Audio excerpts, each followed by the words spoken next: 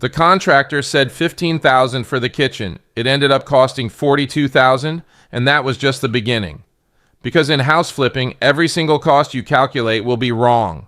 And when you run out of money halfway through the renovation, you will discover why the banks own more flipped houses than the flippers do. Meet Sarah and Tom. They are a couple from Phoenix, Arizona who spent 2 years watching house flipping shows on television. Every weekend they watch professionals buy distressed properties for $50,000, spend $20,000 on renovations, and sell for $200,000 in just 3 months. It looks so easy. It looked so profitable. So in January of last year, they decided to become house flippers themselves. They had saved $80,000. They found a house in a decent neighborhood listed for $280,000. It needed work, but nothing major. Just cosmetic updates, new kitchen, new bathrooms, fresh paint, new flooring. They ran the numbers. Purchase price $280,000. Renovation budget $40,000. Closing costs and holding costs maybe $10,000. Total investment $330,000. The comparable sales in the neighborhood showed houses selling for $420,000. That meant a profit of $90,000. In 3 months, they used $60,000 of their savings for the down payment. They took out a hard money loan for the remaining $220,000 at 12% annual interest. The hard money lender told them this was standard for house flippers. 12% sounds high, but when you flip a house in 3 months, you only pay 3% total interest. That is just $6,600. Still profitable. They signed the loan documents in February. The very first problem appeared on day 1. The contractor they hired looked at the kitchen and said it would cost $15,000. New cabinets, new countertops, new appliances, new tile backsplash, $15,000 total. But when his crew started demolition, they discovered something. The previous owners had done some amateur plumbing work. The water lines were not up to code. The drain pipes were partially corroded. The electrical wiring under the sink was a fire hazard. To bring everything up to code, they needed to rip out the walls, replace all the plumbing, rewire the electrical, and then rebuild. The new kitchen quote was $42,000. Sarah and Tom panicked. They only budgeted $40,000 for the entire renovation. The kitchen alone was already over budget, but they could not stop now. They already owned the house. They already had the loan. They had to finish. So they dipped into their remaining $20,000 of savings and told the contractor to proceed. While the kitchen was being demolished, they moved to the bathrooms. There were 2 bathrooms. They budgeted $8,000 total, $4,000 per bathroom. New tile, new vanity, new toilet, new shower fixtures. Simple cosmetic updates. But when the contractor opened the walls in the master bathroom, they found black mold. Severe black mold. It had been growing behind the shower wall for years. The entire bathroom needed to be gutted down to the studs. Mold remediation alone cost $6,000. Then rebuilding the bathroom cost another $9,000. One bathroom that was supposed to cost $4,000 ended up costing $15,000. Now they were in serious trouble. Kitchen $42,000. One bathroom $15,000. They had not even touched the second bathroom, the flooring, the paint, or the exterior landscaping, and they were already out of money. All $80,000 of their savings was gone. They needed more cash, so they did what desperate house flippers do. They opened credit cards. They took cash advances. They borrowed money from family members. They scraped together another $30,000. But here's the thing about house flipping that the television shows never explain. Time is your enemy. Every single day that passes costs you money. The hard money loan was accruing interest at 1% per month. That is $2,200 every single month. Property tax was $300 per month. Homeowners insurance was $200 per month. Utilities, even for an empty house, were $150 per month.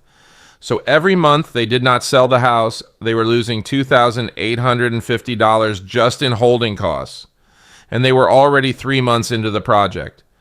The contractor said the kitchen would take 4 weeks. It took 9 weeks. The bathroom took another 6 weeks. Every delay meant more interest, more holding costs, more money disappearing. By the time the kitchen and one bathroom were finished, it was already May. 4 months since they bought the house, they had spent over $90,000 on renovations and still had half the house left to finish. The second bathroom needed work. The contractor quoted another $12,000. They negotiated down to $9,000. The flooring throughout the house was original hardwood from 1970. It was scratched, stained, and warped in places. They wanted to install luxury vinyl plank flooring. Modern, waterproof, cost-effective. The flooring company quoted $14,000 for the entire house, including labor. But when they started pulling up the old hardwood, they discovered the subfloor underneath was damaged from an old leak. They needed to replace sections of the subfloor before installing the new flooring. Another $6,000. The flooring that was supposed to cost $14,000 ended up costing $20,000. At this point, Sarah started having panic attacks. Tom was not sleeping. They had spent over $120,000 on renovations. They were 6 months into a project that was supposed to take 3 months. The house was still not finished, and they kept discovering more problems. The air conditioning unit failed during the summer heat, $8,000 to replace. The roof had a leak that caused water damage to the ceiling in the living room, $4,000 to repair. The garage door opener broke, $600. The water heater was 20 years old, and the inspector said it could fail at any moment. $1,500 for a new one. Every week brought a new surprise. Every surprise cost money they did not have. They maxed out their credit cards. They borrowed more from family. They were now over $140,000 into renovations on a house they bought for $280,000. Their total investment was over $420,000, and the comparable sales in the neighborhood were $420,000. They were upside down. They owed more than the house was worth, but they could not stop. They were trapped. If they sold now, they would lose everything. So they kept going. They painted the interior, $3,000. They painted the exterior, $5,000. They re-landscaped the front yard, $4,000. They replaced all the light fixtures, faucets, and door handles, $2,000. They staged the house with rented furniture, $1,500 per month. By September, the house was finally finished. It looked beautiful, magazine-worthy. They listed it for $450,000, hoping to recover some of their losses. But the market had shifted. Interest rates had gone up. Buyers were cautious. The first showing brought no offers. The second showing brought a lowball offer of $390,000. They rejected it. They needed at least $430,000 just to break even. Weeks passed. No offers. They dropped the price to $435,000. Then $425,000, then $415,000. Meanwhile, the hard money loan was still accruing interest, $2,200 every month. They were now 10 months into the loan. They had paid $22,000 in interest alone, plus property tax, insurance, utilities, and staging fees. Their holding costs had reached over $35,000. In November, they received an offer. $395,000. They were desperate. They accepted. After paying off the hard money loan of $220,000, the real estate agent commission of 6%, which is $23,700, closing costs of $8,000, and final utility bills, they walked away with approximately $143,000. Let me break down their total investment. Down payment, $60,000. Renovations, $152,000. Holding costs, $35,000. Total invested $247,000. They sold for $395,000, but after all fees and loan payoff, they netted $143,000. They lost $104,000, plus 10 months of their lives, plus their marriage almost ended from the stress, plus they destroyed their credit scores, plus they ruined relationships with family members who lent them money. This is not a unique story. This is the standard story. This is what happens to 90% of first-time house flippers. They watch the television shows. They believe the gurus. They think they can do it too. They underestimate every single cost. They overestimate the sale price. They do not account for surprises. They do not account for delays.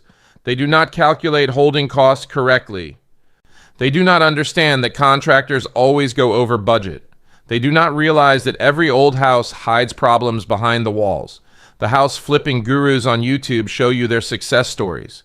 They show you the one flip that made $80,000. They do not show you the 3 flips before that where they lost money. They do not talk about the flips where they barely broke even. They do not explain that their real income comes from selling courses and coaching programs to people like Sarah and Tom. The gurus make money from your tuition, not from flipping houses. The fundamental problem with house flipping is this. You are trying to predict the future. You are betting that you can accurately estimate renovation costs, that you can complete the project on time, that the market will not shift, that you will find a buyer quickly, and that nothing unexpected will go wrong. But in reality, renovation costs always exceed estimates. Projects always take longer than planned. Markets are unpredictable. Buyers are unpredictable. And unexpected problems always happen. Let me show you the real math that gurus hide. When you buy a distressed property, you are buying someone else's problem. Why is it distressed? Because it has issues. Those issues cost money to fix. The seller knows this, the real estate agent knows this, the inspector might catch some of it. But you will never know the full extent until you start demolition. Every wall you open reveals new problems. Every floor you lift reveals damage underneath. Every system you inspect reveals deferred maintenance. Contractors are not trying to rip you off. They give you estimates based on what they can see, but they cannot see through walls. When they discover problems mid-project, they have 2 choices: stop work and wait for your approval to proceed, which delays everything, or proceed and bill you later, which is how a $15,000 kitchen becomes $42,000. Either way, you lose. Either you lose time or you lose money, usually both. Holding costs are the silent killer. Television shows compress months into 42 minutes. They do not show you the 3 months waiting for permits.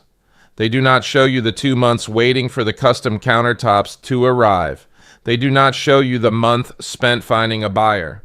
In reality, a flip that was supposed to take 3 months takes 9 months. And every month costs you thousands in interest, taxes, insurance, bar, and utilities. Those costs are not optional. They are mandatory. The bank does not care that your project is delayed. The tax collector does not care that you are over budget. The bills keep coming.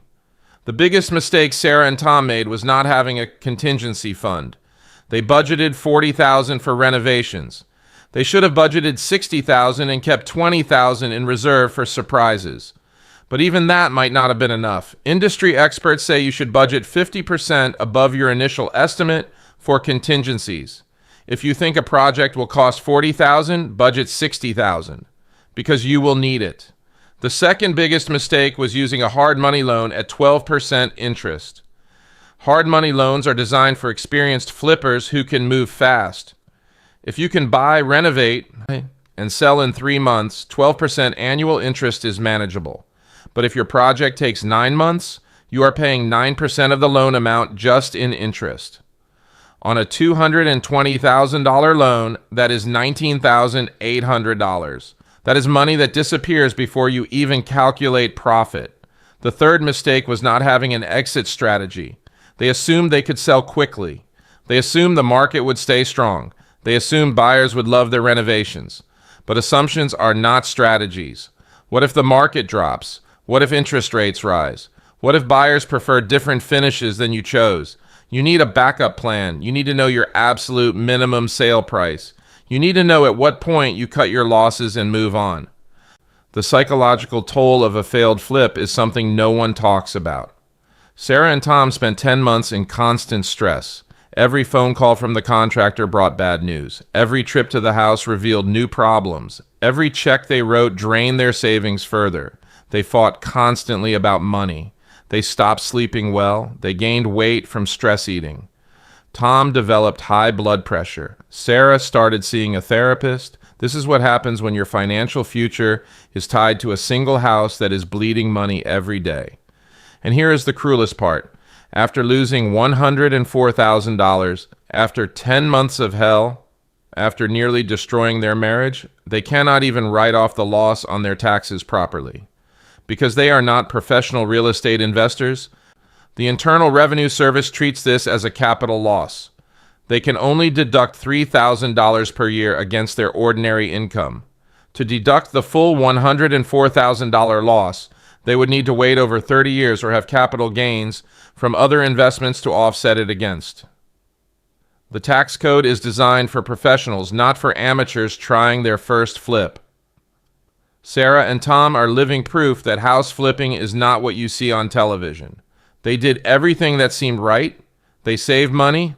They did research. They ran the numbers. They hired professionals. And they still lost over $100,000. This is not because they were foolish or unprepared. This is because house flipping is a business that punishes amateurs ruthlessly. The hidden costs, the unexpected problems, the time delays, the market shifts, these are not exceptions. These are the standard experience. Every successful flipper you see survived dozens of disasters you never heard about. If this investigation opened your eyes to the reality behind house flipping, hit that like button.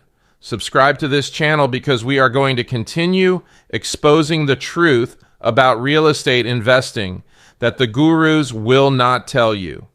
Turn on notifications so you do not miss the next investigation where we break down more myths and reveal more hidden costs.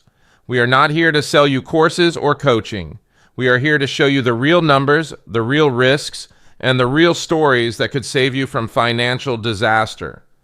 Share this with anyone thinking about flipping their first house. Thank you for watching.